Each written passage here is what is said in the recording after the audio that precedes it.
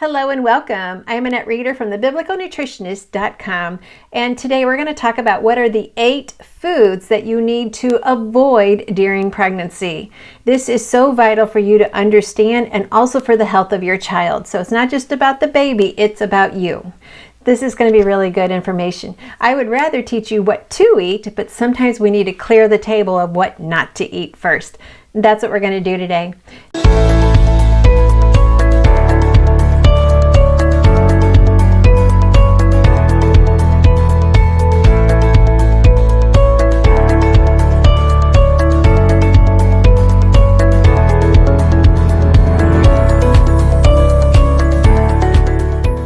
Now, it thrills me a lot to have you watch this video, and I hope you're going to share this with all of your other friends as well.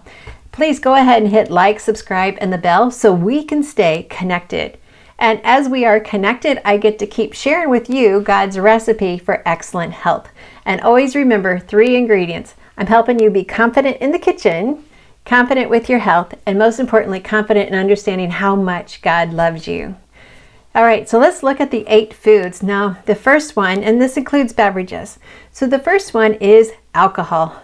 Yes, if you are considering getting pregnant, then do not drink any alcohol. It is just so unfair to the baby. Perhaps you can handle it, that's fine, but a baby can never handle any alcohol. Alcohol goes straight through the placenta to the baby.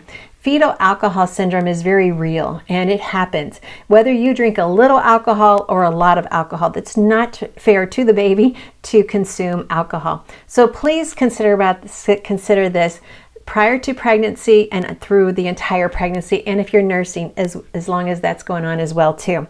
So consider that because it totally crosses the placenta. Number 2 is deli and processed meats. There's so much research out there just for people in general who eat a processed meat and how much inflammation it causes, how much more risk for autoimmune diseases. It hurts the microbiome, it gets rid of the good bacteria, brings in the bad bacteria. There's just numerous studies about the effects of deli meats and processed meats.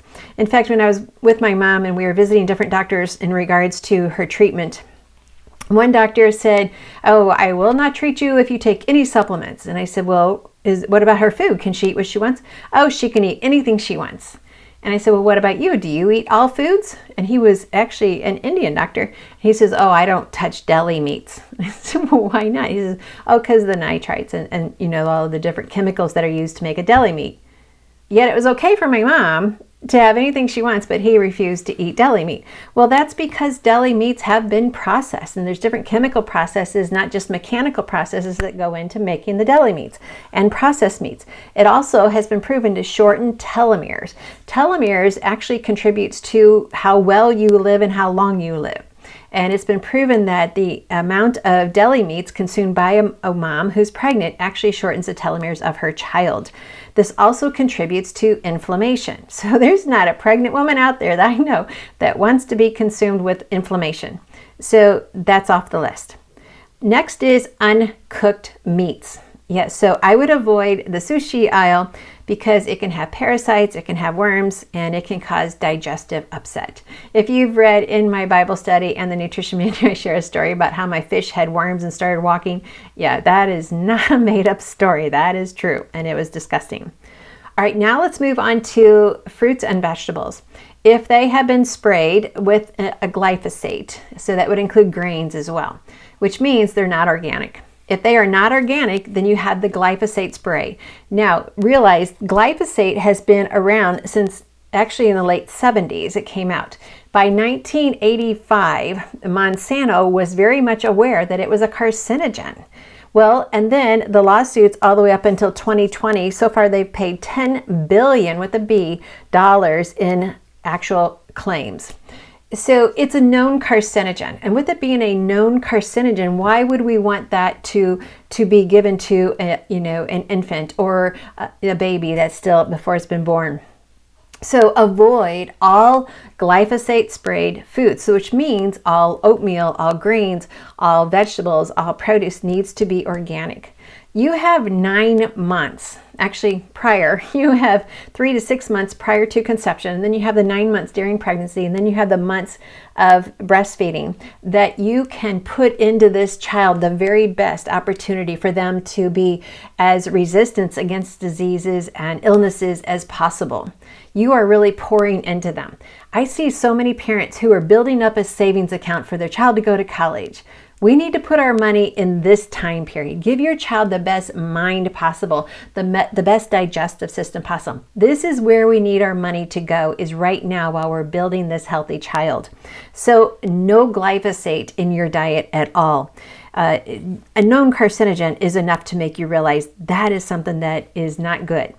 The next is caffeine. Now, I am a strong proponent on drinking 1 cup of green tea a day.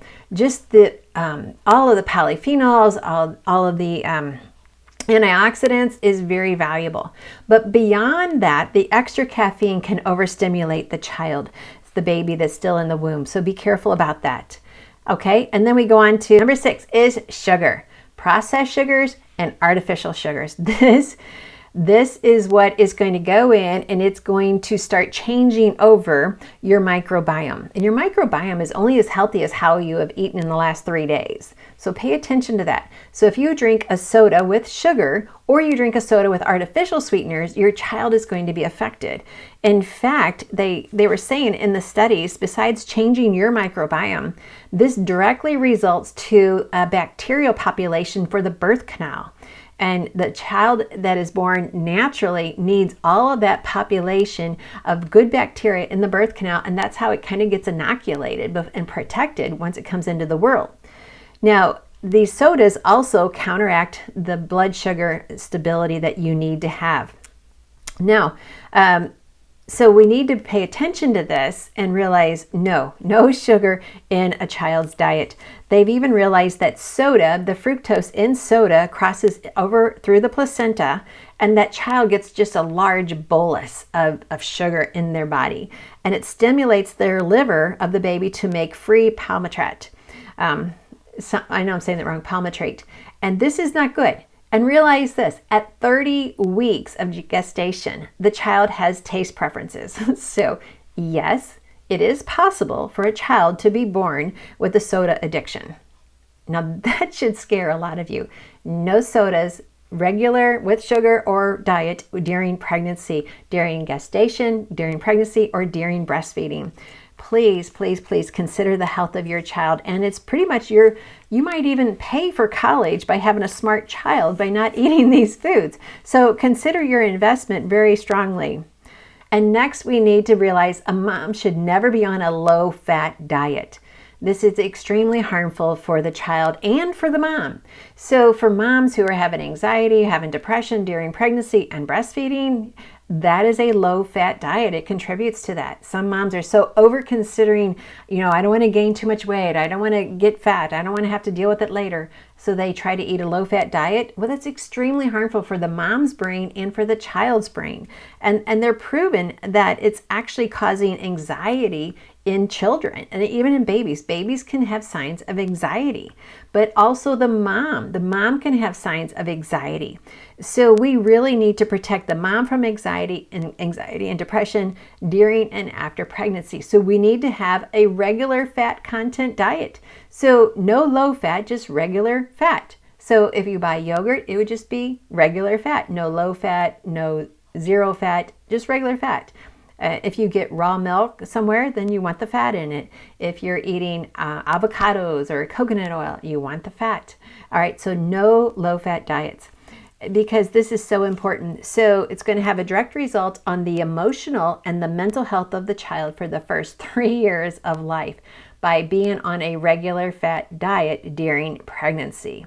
So if you want to decrease the opportunity for anxiety in the baby, if you want to decrease your own anxiety and depression as a young mom, being pregnant, and then as breastfeeding, then we need healthy fats. If you can't get healthy fats in your diet, then we definitely need to supplement.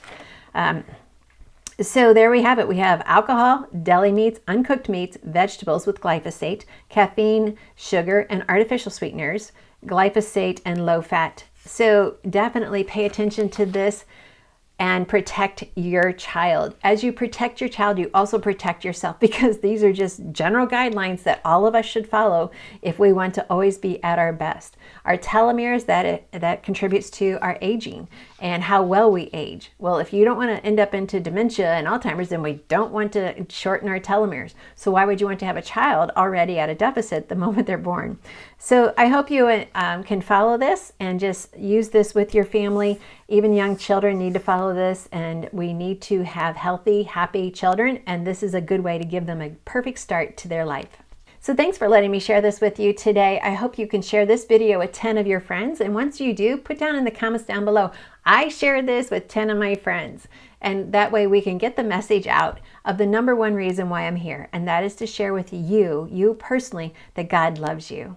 He loves you with an everlasting love. He's the same yesterday, today, and forever. And He desires to have a relationship with you, one that is personal, one that is real. And He's always there for you. Thanks for watching.